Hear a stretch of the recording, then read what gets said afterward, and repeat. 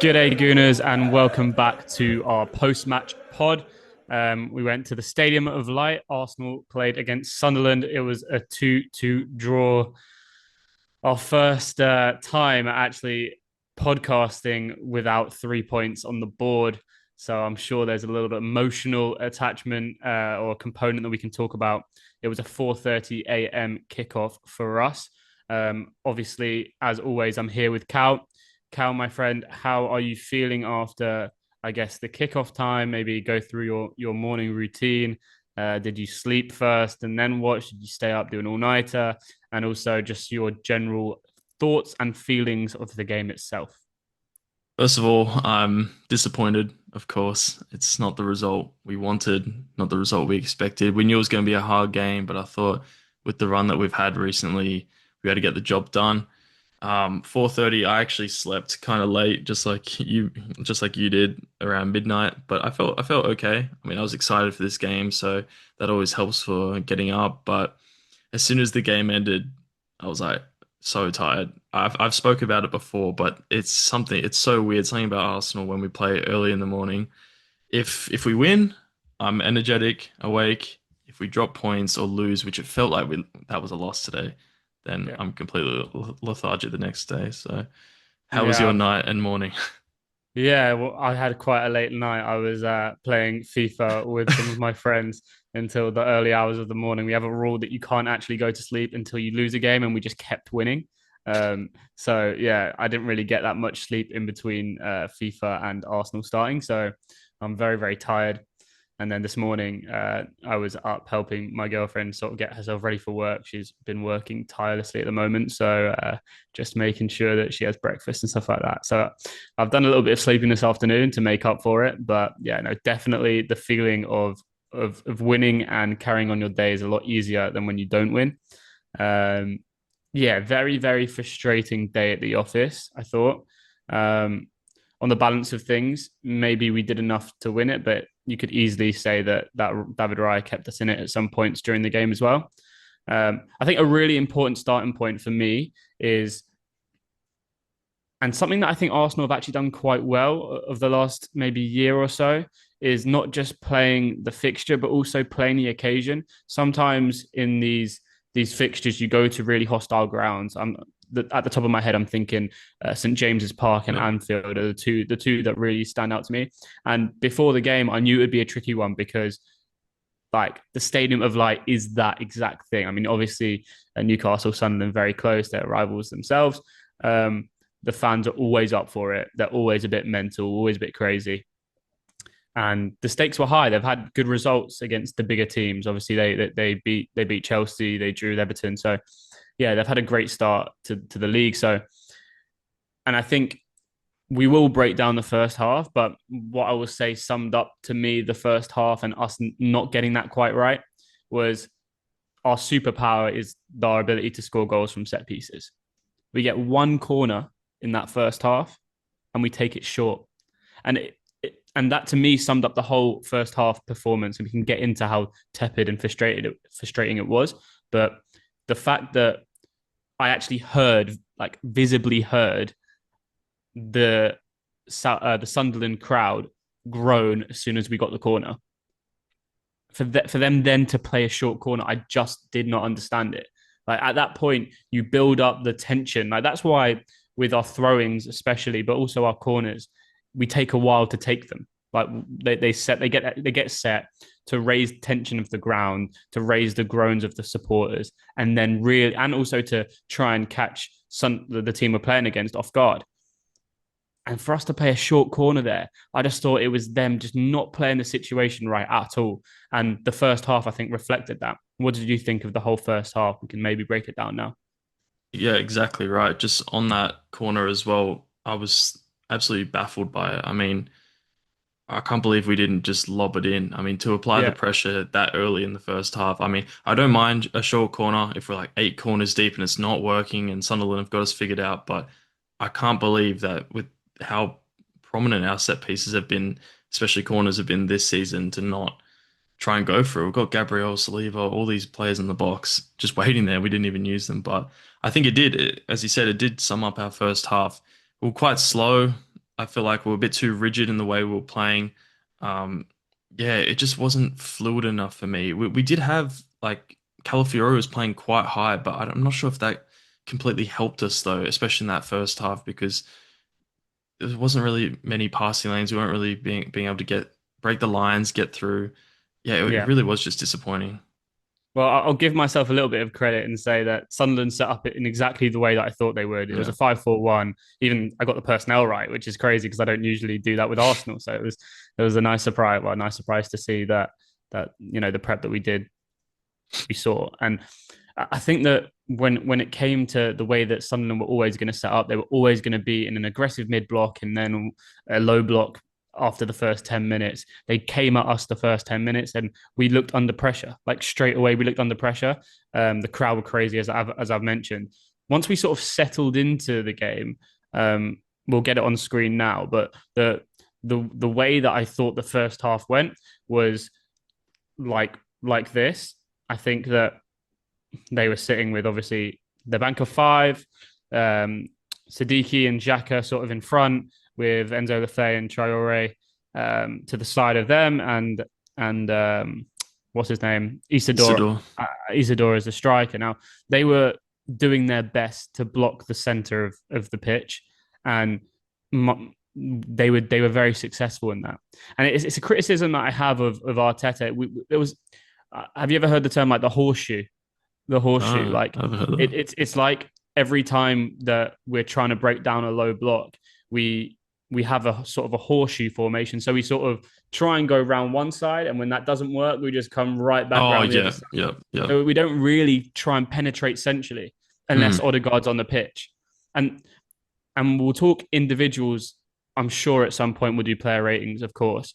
But when we talk about Eze playing as a number 10, part of that, I guess, that role and something that Odegaard does so well is he's able to come outside of the block to then play passes inside of the block, if that makes sense. Eze, that's not him. Like Eze needs to be receiving the ball in those areas. And I just thought that like Rice and Zubimendi in that first half, especially, were not able to play those passes in the areas. And I didn't think that Mikel Merino was doing much to receive the ball and to stretch the game. And listen, we drew the game, we got a point. And on reflection, when you're missing your first three striker choices, you're missing all of our Gyökeres, you're missing strikers, all of them, you're really. missing you're missing Gyökeres, you're missing Gabriel Jesus, and you're missing Kai Havertz. You're also missing Martin Odegaard, your captain. You're also missing Madueke, your £50 million winger. You're also missing Martinelli, who has been a key starter for the last, I don't know, 4 or 5 years. So you're already at a slight disadvantage when it comes to trying to plan for a game. But I just thought that this shape really was, I guess, a compliment to the way Sunderland set up, and they were able to stop us from really being dangerous in that first half. Um, should we talk about the goal that they scored?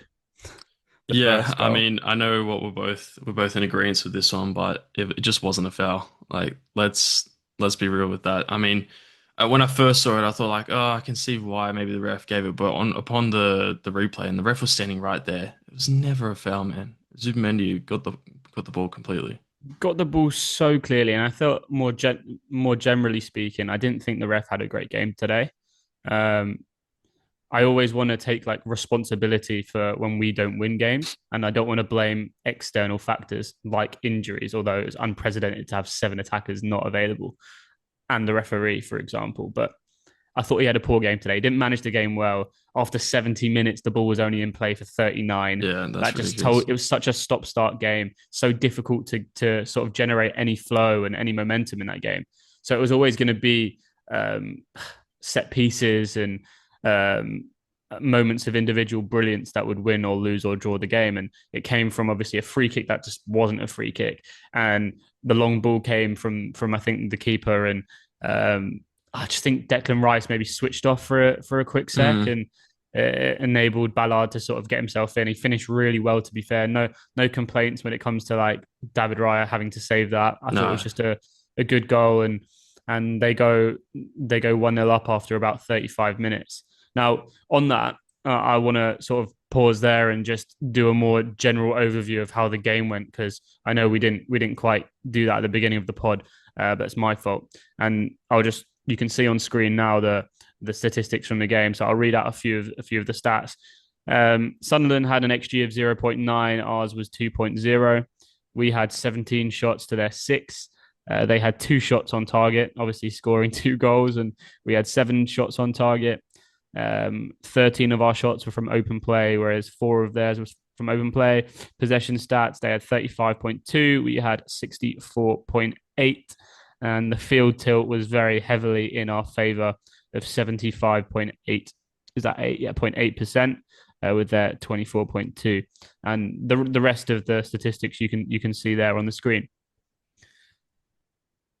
Going by those statistics alone, like it's hard to say it was a dominant performance, because I really didn't think we dominated the game. We dominated the ball, but we usually do dominate the ball.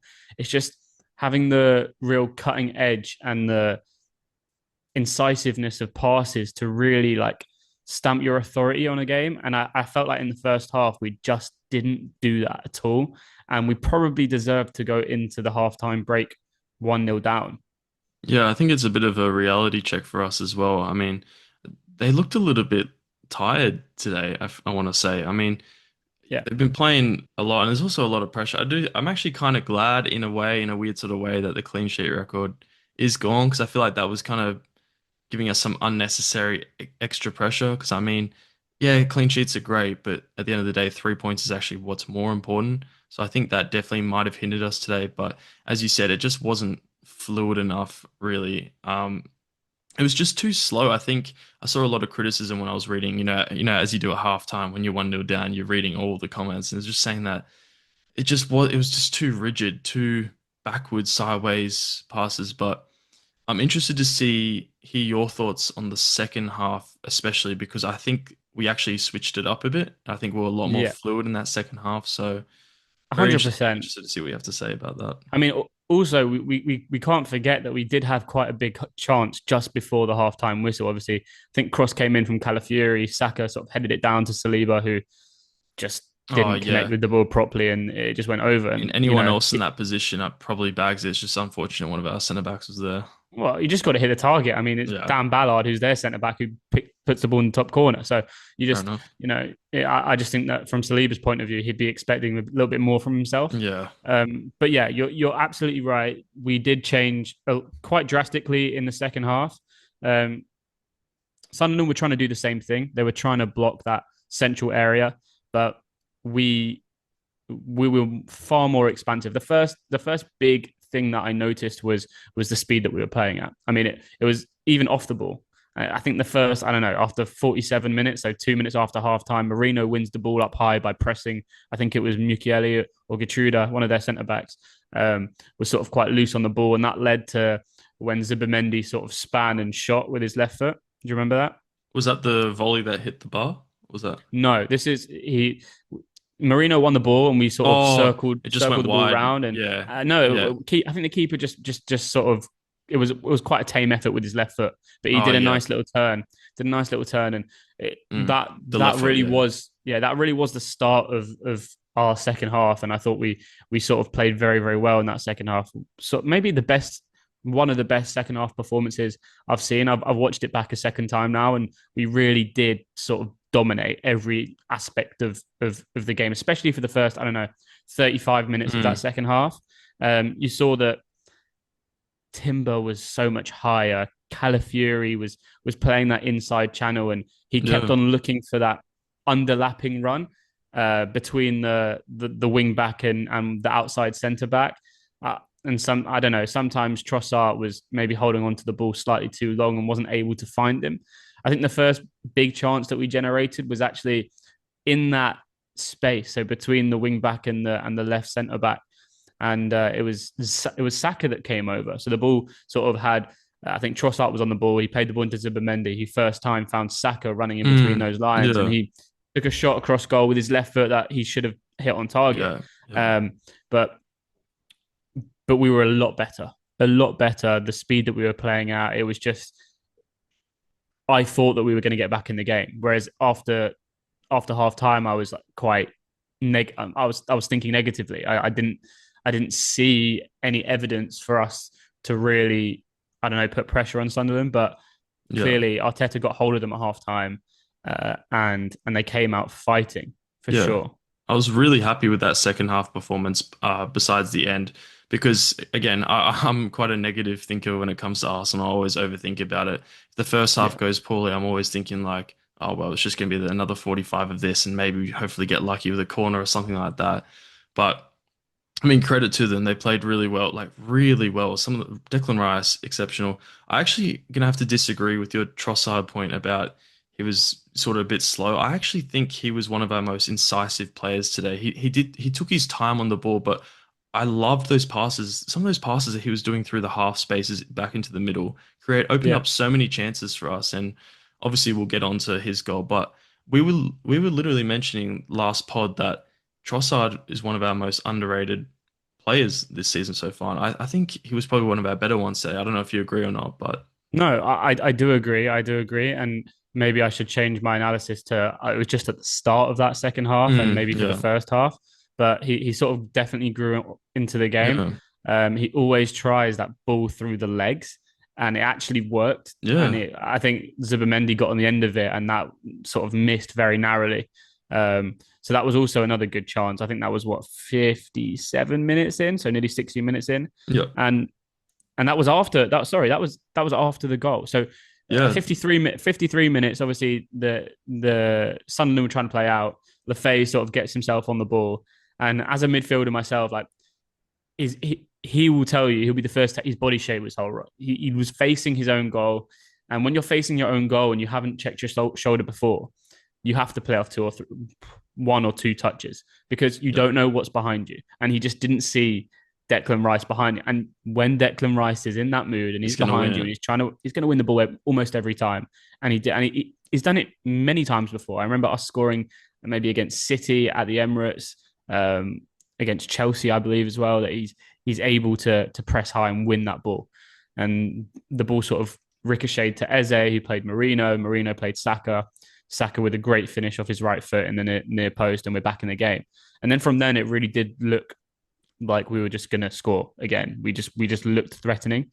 Mm. Obviously, that chance I just spoke of Zubimendi, and then Eze had like a half volley, but off his left foot. Always, all Eze's shots seem to be off his left foot. It's so Yeah, frustrating.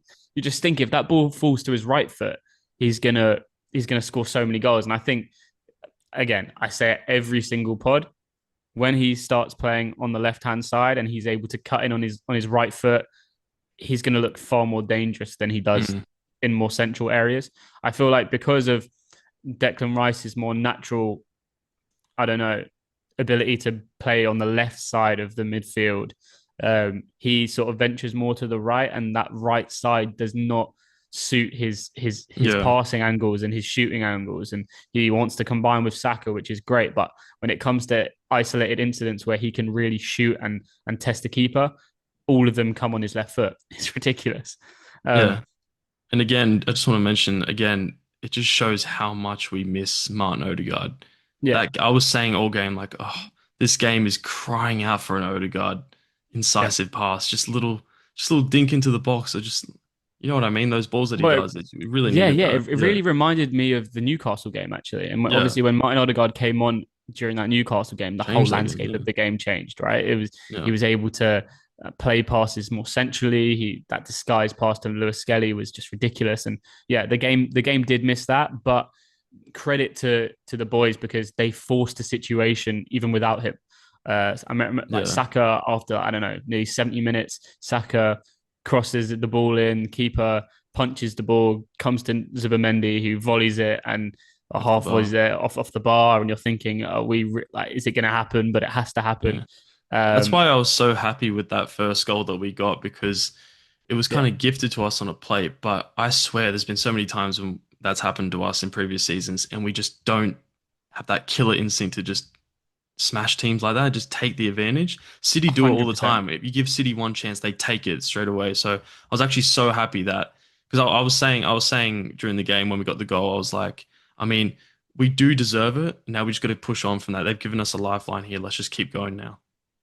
So true. I think that you can fact check this and get the statistic on the screen. But last season, I think we were in the top two or three for high turnovers, but we were in the bottom two or three for turning those high turnovers into shooting actions. And that to me was like, it was very obvious that going into the transfer market, they were going to get players who can finish off actions, dribble and shoot high volume shooting. So Jokeres is a high volume shooter. Same with Madueke. Same with Eze. All these players, you can see their skill sets were suited to the things that we were lacking in last year. And so our ability to win the ball high has always been there since, I don't know, the 21, 22, no, 22, 23 season. But that ability to convert that winning the ball high into a shooting action was so low last year. Mm. So I was exactly the same as you, absolutely delighted that we were able to win the ball high and not only, turn it into a shooting action, but also to score. It really, was it 54 minutes in or something like that? Yeah, 50, It was just, 54th, yeah. It gave us enough time as well to go and get the second. And, in the 73rd minute, ball comes out to Leo Trossard, who sort of shimmies a few times, gets himself half a yard and just rifles the ball straight in the top corner. I thought it was going way over. It just hits the roof of the net. It really shocked me, that one. It was brilliant. It was brilliant. And we did speak about him last pod, and he's very underrated. Not only that, he's very important to this team. And I tell you what, when Odegaard comes back, Eze is going to find it very, very tough to dislodge him of that left wing position, because even if he doesn't have a particularly great game, he scores or assists almost every game. And he's so controlled on the ball as well. Like every time he gets the ball, I trust him not to lose it.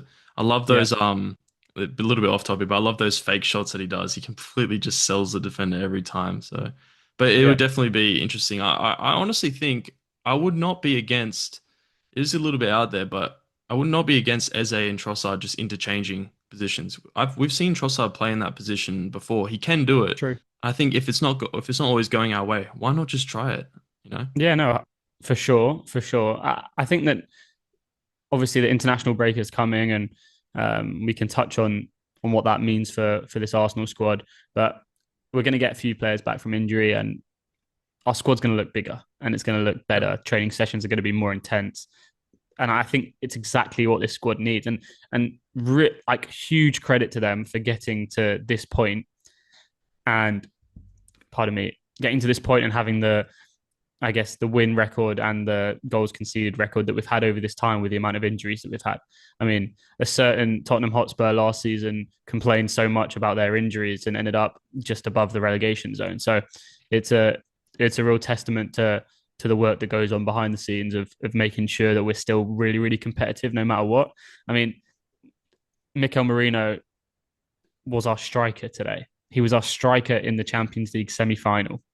And we still looked competitive. And it's not something that you'd be able to say from an Arsenal perspective, even when we had the correct players in the correct position over previous years, us being competitive at the top level. So no, it's great to see. And hopefully the rest of the international break and for the North London Derby, which is our next league game, will look more complete in terms of what that squad looks like. It's definitely super exciting having all these players back. And I think that's honestly for me why this result hurts a bit more, because it's like, it's just one game. We could just get through that and all the players come back. You know what I mean? And for all this praise, and rightfully so, of Arteta, I did think he got something wrong during the game. And, Raya almost kept us in it at times. I think they had two big chances after we scored that Raya made a triple save, which I think was offside, but then made a great save from a nice clip ball into, I think it was Reynildo, who sort of should have shot first time but didn't, and Raya sort of claimed the ball and then didn't know where it was, and Gabriel had to tell him. His controller disconnected. Yeah, exactly. That's what it looked like. I mean, that scared me, man. But yeah, he definitely always comes in clutch. I mean, do you think? I mean, we'll get onto it, but what do you think went wrong for us towards the end of the game? Well, I think that he took off Eze and brought on Mosquera.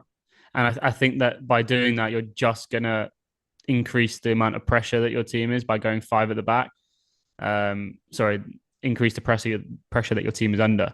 So I thought we sort of invited it. Um, Frustrating because Mosquera was winning headers and he was sort of getting about it, and but I thought Rice had a chance just before 90 minutes from the halfway line. And Mm, like that was 5 yards to the left hand side, and you're looking at a 3-1 win away, and a different. I don't know. We'd talk about this game totally differently. Um, but I just think we were just passive. We just didn't defend properly today compared to the last month or 6 weeks or so. We just didn't defend properly. We conceded far more shots on target and off target than we have done, and we looked poor. I actually thought Saliba looked quite poor. I thought Gabriel looked quite poor today, and especially for their second goal, the ball comes in, and a Sunderland player flicks it on, and Gabriel just looked weak. It was similar to the Newcastle goal that Voltemade scored. He just didn't look strong enough, mm, and David Raya tried to come and get it. And once you commit yourself, you either have to take the ball or take the man. You can't miss both, and yeah. he missed both. And Robbie with his first goal for Sunderland, great. I'm sure great feeling for him, and all the Sunderland fans went crazy. But yeah, not bittersweet for us at the end. Yeah, I think it was Uh, just a moment of madness at the end. I think we looked a little bit disorganized, to be honest. Again, maybe that clean sheet pressure was getting to them or something. But how much of us playing poorly defensively would you give? Sorry, I should rephrase that. How much do you think we played poor defensively, or do you think Sunderland were just incredible? Because I'm kind of leaning towards I think Sunderland were just on it today, to be honest. We did yeah. defend poor, but also I think Sunderland do deserve some credit as well. Oh, Sunderland definitely deserve credit. I think a lot of teams are going to go to the Stadium of Light and not win. Um, they've got a good squad, mate. Brian Yeah. Brobby is We I can haven't never even say his mentioned name. Granite Xhaka yet. Yeah, Yeah, he was brilliant. The brilliant. way Yeah. he was able to sort of in build up act as a left centre back and help them sort of get up the pitch, and the way he managed the game. I know for their first goal, he was the one that told keeper to come out and hit it long, and he's just a class act. But yeah, no, I thought we weren't our best today, far from it. And when you go to Premier League teams away from home and you're far from your best, you're always giving them a chance to get points off you. So we have to rely on City and Liverpool to drop points. We have to hope for a draw. Um, I would prefer Liverpool probably to win.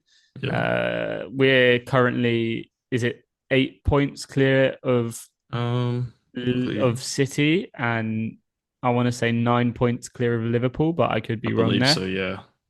I'll have a quick Um, check. Let's see. So we're currently on 26. We're only 7 points ahead of City and 8 points ahead of Liverpool. okay, so if City go and win, we Four then point. become Yeah. 4 points, 4 point gap or a 5 point gap is what we're looking at, right? So either a 5 point gap, a 4 point gap, or a 6 point gap and a 7 point gap. Is that right? Yeah, around that. Either way, we do have a 3 point buffer, but if City win that's only going to be 4 points, which I'm And not a listen, fan of. City are going by their work very, very quietly.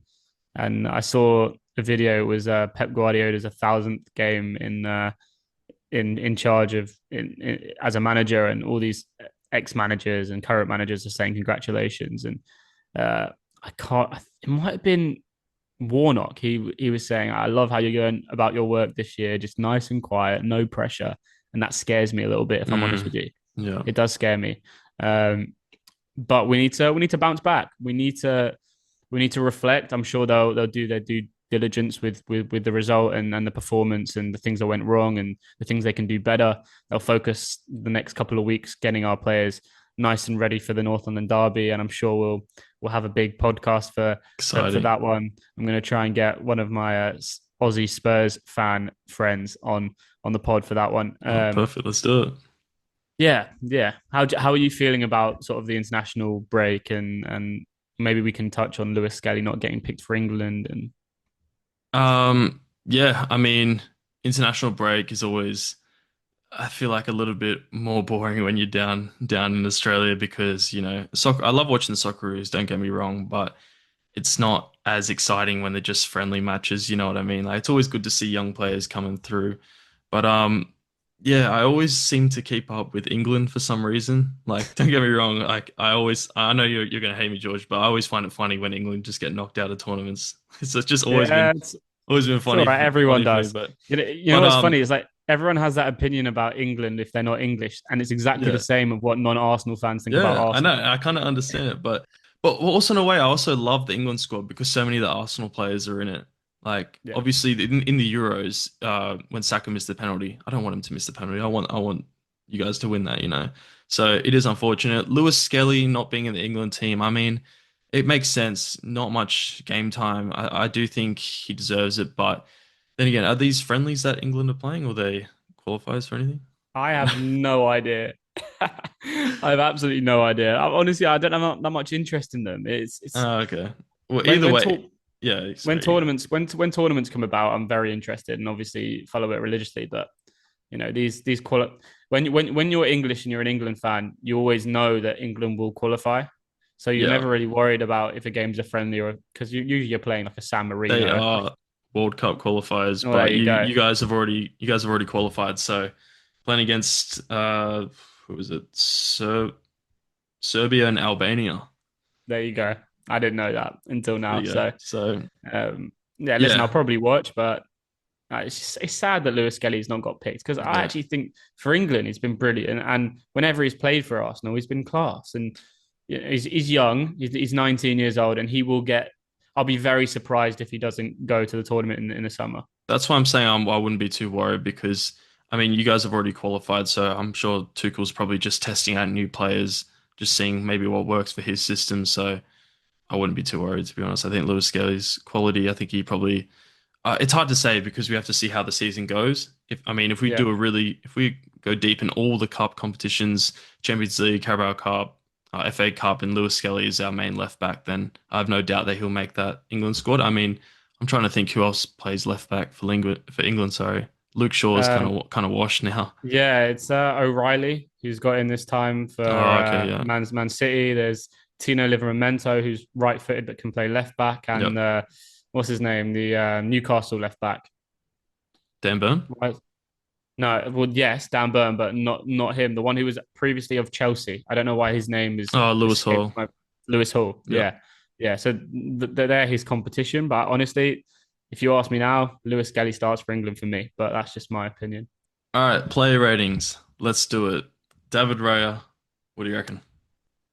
Honestly, like he did keep us in it a few times towards the end, but that mistake for the last goal, I thought his kicking wasn't great. I'm going to give him probably a 5 out of 10.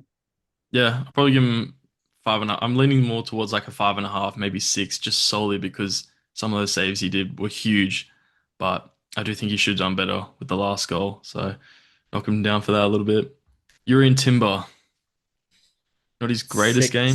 Six, 6. yeah, Honestly, 6 out of 10. I'd probably give a 6 to most of the backline except for Gabriel, because I think Gabriel should have done a bit better for the last goal. Maybe a bit harsh, but maybe See, give I'm going Gabriel even 5. harsher. I'm going like Yeah. fours all around. I don't think they had good games today at all. I just think Um, attacking wise, that's why I boost them a little bit. Calafiori and Timber. I think they I were. mean, Calafiori should have scored in the last I know, second. We yeah. didn't talk about that header. Oh It's yeah, ridiculous. true, yeah. Um, Wasn't it Marino as well? Who got that? Marino's shot Yeah. got blocked, but it was Calafiori's header that got saved by the Imagine keeper. the limbs though if we scored that. It'd be Thought we were insane. going to do it, honestly. Anyway, I know. Midfield, Zubamendi. This one was a little bit Um, confusing for me. I don't really know, honestly. I actually thought he was excellent in the second half. I'm going to be real. I What thought he about the was very good first in the half second though? half. Get to rate him in First, first half and second half, what would you give him? I would average him out at probably a 7. I thought he Okay. was good. I thought he was good. I thought everything that we did well in the second half sort of came through him and through Rice. So yeah, he'd get a 7 out of 10 for me. Speaking of Rice, I think he was probably one of the better players on the pitch today. I'll probably Yeah. give him a 7.5. Yeah. Probably Seven one and of a our half, eight. highest ratings. Yeah. Yeah, he was I very mean, good. just running. We say this every single week, but just a workhorse, running all the time. Put in that tackle that helped us. He basically essentially set up that first goal. So credit to him. As a poor, 4 out of 10. Yeah. Well, yeah. I Yeah, just can't not wait till not a great Martin game. Odegaard gets back. It was interesting. I saw a TikTok video today, and we're very excited. You know how all Arsenal fans are very excited that, Eze's back and stuff. Eze's back to Arsenal. He's earned this move, but I feel like now that he's got this move, he needs to show why we bought him in the first place.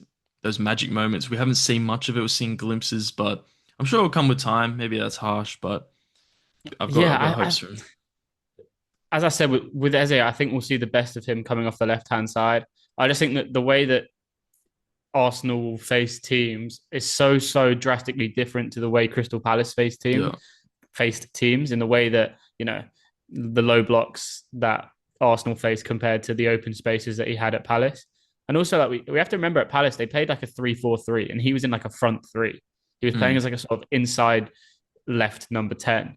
So that position is much more similar to what he would have as a left winger for Arsenal, with Calafiori going in behind him. And so I think the skill set that he showed at Palace will be much more useful coming off that left hand side, which we'll see when Martin Odegaard comes back.